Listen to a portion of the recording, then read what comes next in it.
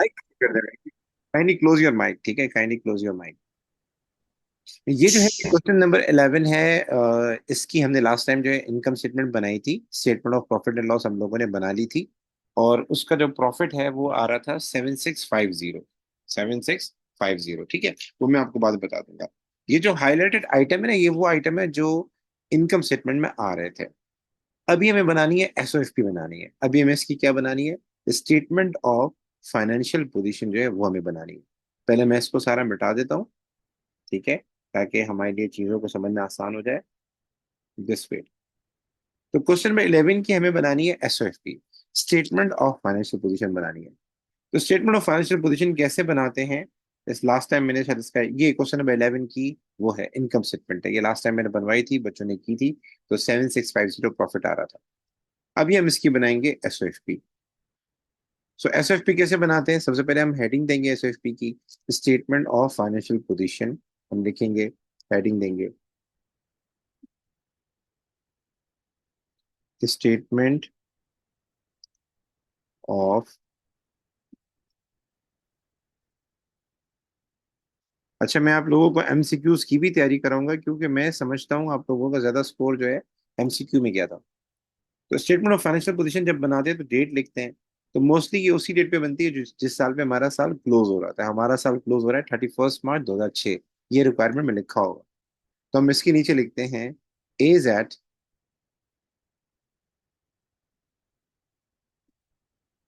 31 मार्च 2006, ठीक है, ये मैंने लिख दिया इसके अंदर, 31 मार्च 2006। अच्छा, इसके बाद क्या होगा सर, इसके बाद हम एक लाइन ड्रॉ करेंगे और हम दो कॉलम बनाएंगे। वैसे तीन कॉलम बनती है, लेकिन हम अभी सिंप्लीफाइड हम सीख रहे हैं, हम एक इजी वाली सीख रहे हैं। तो जब हम इसको बनाते हैं, सबसे पहले हम स्टार्ट करते हैं। अच्छा, ये बनती है अकाउंटिंग इक्वेशन के ऊपर। Accounting equation means asset is equal to capital plus liability, उसी पे बनती है, asset is equal to equity plus liability. तो सबसे पहले हम स्टार्ट करते हैं एसेट में, नॉन करंट एसेट से। जो भी हमारे पास नॉन करंट एसेट्स हैं उनसे स्टार्ट करते हैं। नॉन करंट एसेट सवाल में या तो एक होते हैं, दो होते हैं, या फिर तीन होते हैं, बस ज्यादातर एक दो होते हैं, इससे ज्यादा नहीं होते। और वो अपने नाम से पहचाने जाते हैं, जैसे लैंड एंड बिल्डिंग हो गया, मशीनरी हो गया, इक्विपमेंट हो गया, ठीक है, वैन हो गया, मोटर व्हीकल हो गया, फर्नीचर हो गया, फिक्सचर फिटिंग अपने नाम से पहचाने जाते हैं। तो जरा हम क्वेश्चन को जरा देखते हैं, और इस क्वेश्चन में मुझे बताएं कि do you see any non current asset. सबसे पहले आते हैं हम प्रॉपर्टी की तरफ। प्रॉपर्टी के बारे में क्या कहते हैं आप लोग, is it a non current asset और नॉट। प्रॉपर्टी के बारे में व्हाट डू यू से, कि ये हमारा एसेट है या नहीं, पहले मुझे ये बताएं। It is. इट है, It ठीक is. है। हमारे पास प्रॉपर्टी जो है एसेट है, इसका दूसरा नाम होता है लैंड एंड बिल्डिंग, और एक और नाम होता है प्रीमिसेस। कोई भी ऐसी चीज जो फ्यूचर में आपको बेनिफिट दे वो आपके लिए एसेट कहलाती है, और हम प्रॉपर्टी हमें फ्यूचर में बेनिफिट देती है, या तो अकोमोडेशन पर्पज में यूज होती है, या हम उसको सेल करते हैं। इसके बाद आते हैं we have a machinery. Do you think machinery is an asset for us और नॉट। Machinery. It is. It is. उसके बाद इन्वेंट्री आ रहा है, इन्वेंट्री को इग्नोर करें, हम बात कर रहे हैं नॉन करंट एसेट की। We are at non current asset. हमें नॉन करंट एसेट आइडेंटिफाई करने हैं। अगर आप इस सवाल को ऊपर से लेके नीचे तक पढ़ेंगे तो आई डोंट थिंक सो कि इसमें कोई और नॉन करंट एसेट है। और मैंने पहले ही बताया कि देयर मस्ट बी टू या वन या थ्री, इतने होते हैं, ज्यादा नहीं होते हैं।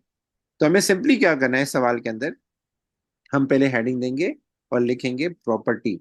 जो भी हमारे पास प्रॉपर्टी आ रही है वो हम लिखेंगे। हम लिखेंगे प्रॉपर्टी, फिर लिखेंगे मशीनरी, और ये जो कॉलम होता है ये होता है वर्किंग कॉलम, ये होता है टोटल का कॉलम।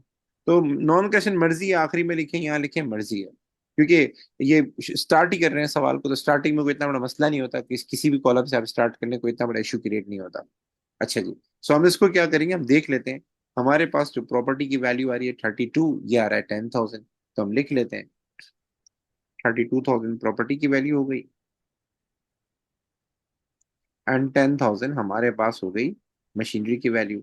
एंड इसका हम टोटल करेंगे, the total answer would be 42,000। ये 42,000 क्या शो कर रहा है, ये हमारे total non current asset show कर रहा है। तो सबसे पहले हम एसएफपी में लिखते हैं एसेट्स। एसेट्स में आ गया नॉन करंट एसेट। अब क्या करेंगे, अब बेटा हम लिखेंगे करंट एसेट्स।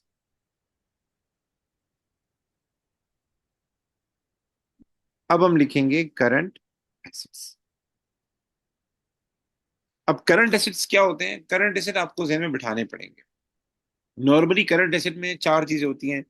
एक को हम बोलते हैं इन्वेंट्री, ठीक है। एक को हम बोलते हैं ट्रेड रिसीवेबल, शॉर्टकट लिख रहा हूँ। एक को हम बोलते हैं बैंक।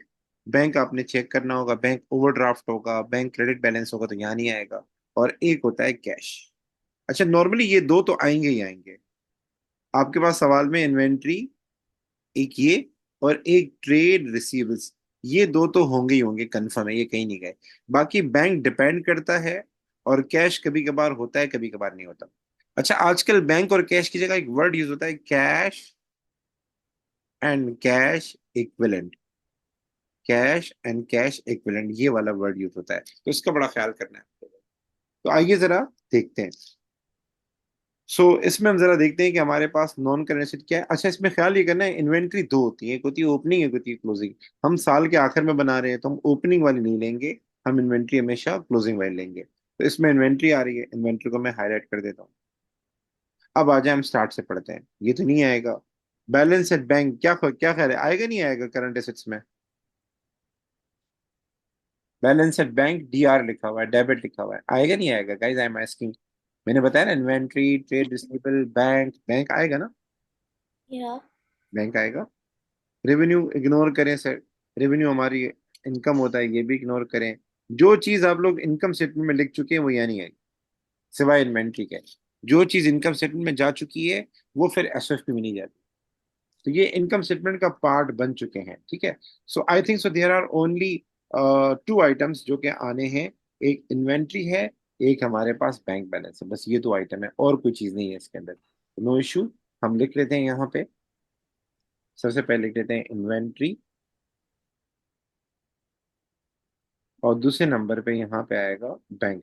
वैसे सवाल में ट्रेड रिसीवेबल भी होता है, पर इस सवाल में नहीं है। बैंक बैलेंस कितना है? 1550। और सॉरी, हाँ, और इन्वेंट्री की वैल्यू कितनी है? 3800। इन दोनों का टोटल करें। कैश है ही नहीं, ट्रेड रिसीवेबल है ही नहीं, इफ समथिंग इज मिसिंग, है ही नहीं, तो आप आगे बढ़ जाएं, उसको इग्नोर करें। टोटल बताएं। 3800 plus 1550, I think so 4800 plus 500, 5300, 5350, check करें, यही है? Yes. 5,350. 350, and do the total.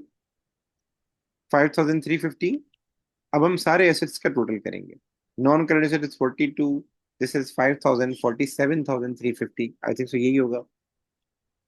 Yes. 47,000, 350. Just wait.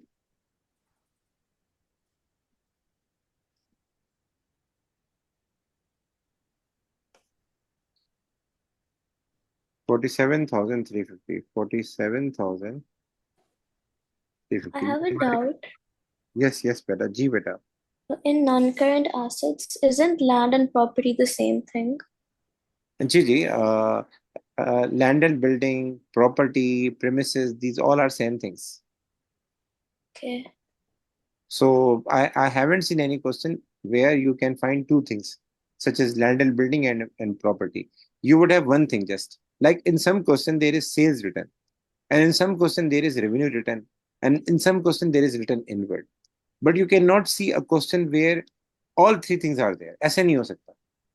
नाम चेंज हो सकते हैं, यानी रेवेन्यू रिटर्न भी कभी लिखा होगा, कभी रिटर्न सेल्स रिटर्न भी लिखा होगा, कभी रिटर्न इनवर्ड भी लिखा होगा।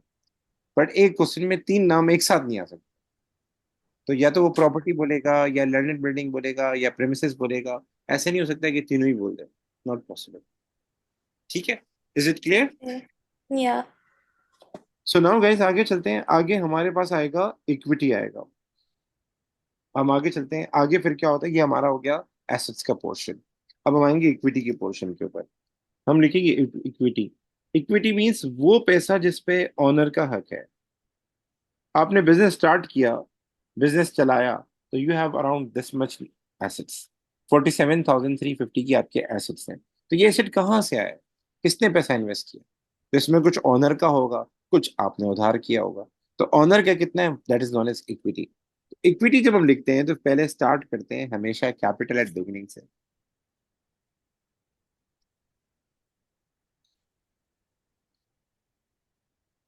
कैपिटल एट बिगिनिंग से स्टार्ट करते हैं।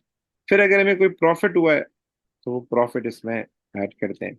अगर हमने कोई ड्राइंग की है तो वो ड्राइंग इसमें से लेस करते हैं।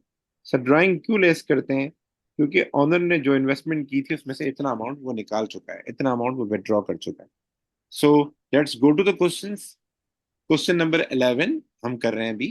क्वेश्चन नंबर 11 में हम ऊपर से देखते जाते हैं। जो चीजें आपकी इनकम स्टेटमेंट में आ चुकी हैं वो अब इसका पार्ट नहीं बनती है, एसएसपी का पार्ट नहीं बनती। तो देयर इज अ कैपिटल, ये देखें कैपिटल नजर आ रहा होगा, मैं हाईलाइट कर देता हूँ। ये कैपिटल हो गया, ठीक है। और इसके अलावा ये देखें ये ड्राइंग है। आर यू सीइंग, तीन चीजें आती हैं, capital, drawing and profit. Profit जो है सर वो कहाँ से पता लगेगा। प्रॉफिट आपने इसकी इनकम स्टेटमेंट बनाई होगी क्वेश्चन 11 की, हमने पहले बनाई थी क्वेश्चन 11 की, तो हमारे पास प्रॉफिट ये रहा। इनकम स्टेटमेंट पहले बनती है बाद में एसएफपी बनती है। सो प्रॉफिट ये रहा 7650, ठीक है। तो हम कर लेते हैं start 7650। 7650 is profit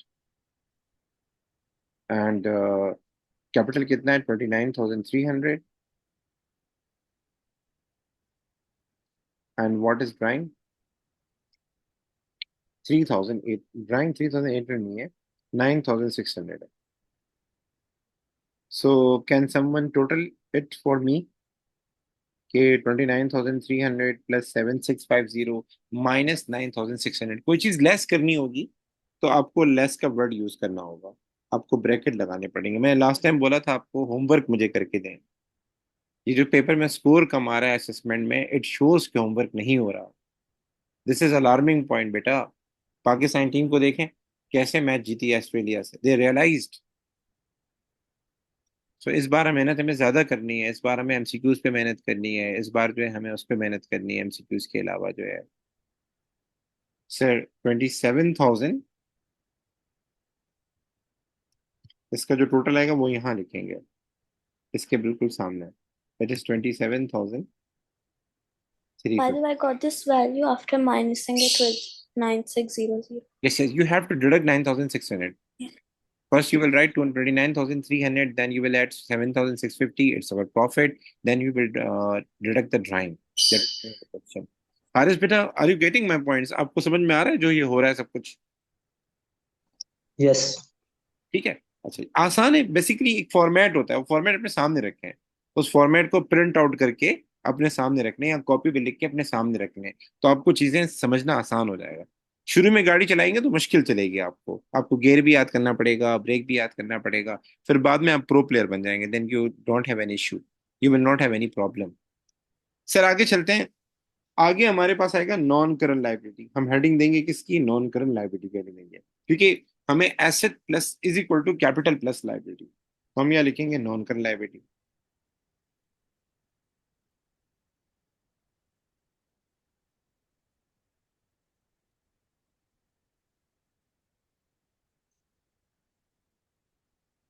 non current liabilities, non current liabilities में गाइस क्या आएगा, नॉन करंट लाइबिलिटीज में आपके आएंगे लोन।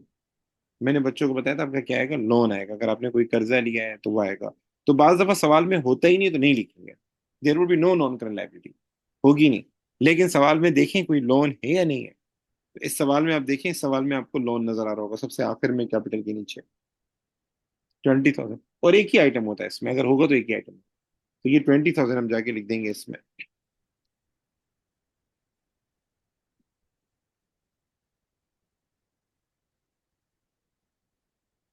अच्छा जी, इसके बाद क्या होगा, इसके बाद आएगा current liability. So current liability के अंदर हमारे पास क्या होता है, मैंने यहाँ पता नहीं फॉर्मेट बनाया था नहीं बनाया था एसओएसटी का, मेरे ख्याल से नहीं बनाया था। तो करंट लाइबिलिटी में क्या होता है, करंट लाइबिलिटी में एक आता है ट्रेड पेबल, जो कि इस सवाल में नहीं है। करंट लाइबिलिटी में हम लिखते हैं करंट लाइबिलिटी, हेडिंग देते हैं और उसमें लिखते हैं ट्रेड पेबल्स, जो कि इस सवाल में नहीं है। और दूसरा आता है बैंक ओवरड्राफ्ट, वो भी इस सवाल में नहीं है। तो इस सवाल में करंट लायबिलिटी में कोई आइटम है नहीं, आप देख सकते हैं, आप देख लें। क्या देख रहे हैं, कोई करंट लायबिलिटी का कोई आइटम नजर आ रहा है आपको? No. नो। ठीक है, ओके। सो आ जाए, इसको टोटल करते हैं। हम यहाँ एंड कर देंगे, टोटल करेंगे इसको। मुझे बताएं क्या आंसर है, टोटल किया तो क्या है आंसर? 47,350। सर टोटल किसको करेंगे? इन दोनों को करेंगे, क्योंकि यहाँ मैंने डबल साइन लगा दिया, एंड हो गया, इसको नहीं करेंगे। हमें इक्विटी एंड लाइबिलिटीज को टोटल करना है। तो जब हम इक्विटी एंड लाइबिलिटीज को टोटल करेंगे, यानी ये है 27,350 और ये है 20,000, तो इनको टोटल करेंगे तो फाइनल आंसर वुड बी 47,350। 350. और इसके आगे हम लिखेंगे total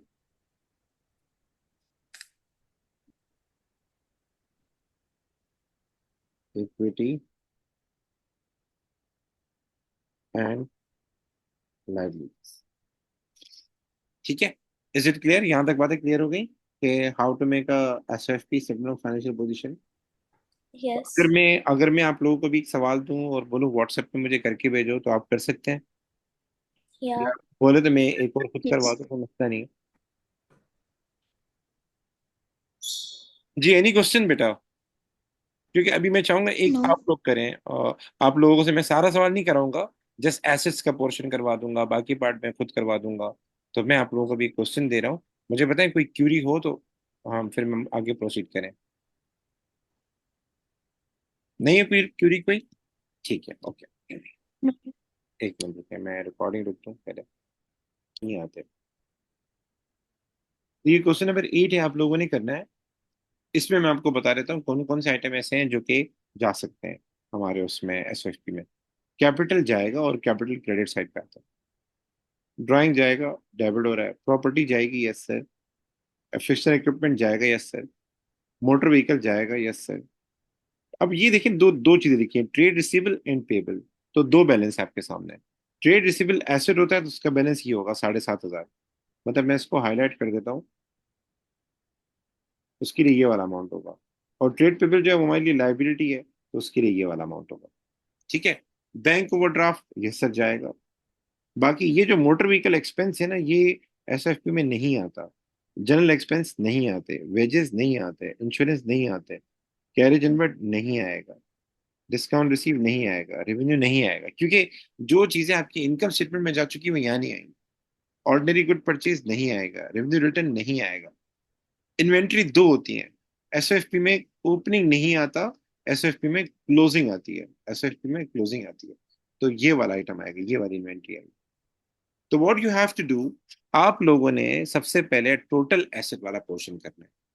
non current asset plus current asset, वो वाला पोर्शन करके मुझे भेजना है व्हाट्सएप पे। ओनली नॉन करंट एसेट वाला पोर्शन मैं आपको दिखा देता हूँ। नॉन करंट एसेट का पोर्शन ऐसे बनता है। अगर आइटम ज्यादा होंगे तो आप ज्यादा लिख दें, ठीक है। और करंट एसेट में मैंने इन्वेंट्री लिखा है, इसके बाद ट्रेड रिसीवेबल आता है, ट्रेड रिसीवेबल आता है। और बैंक डिपेंड करता है, बैंक ओवरड्राफ्ट होगा तो नहीं है।